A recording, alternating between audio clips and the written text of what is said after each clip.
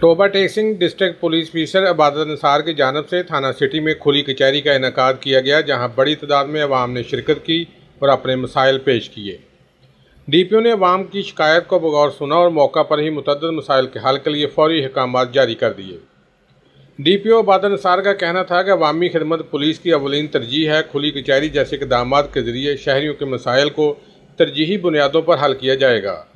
उन्होंने मज़ीद कहा कि शहरियों ने इस इक़दाम को सराहते हुए अपने मुकम्मल ताउन का यकीन दिलाया।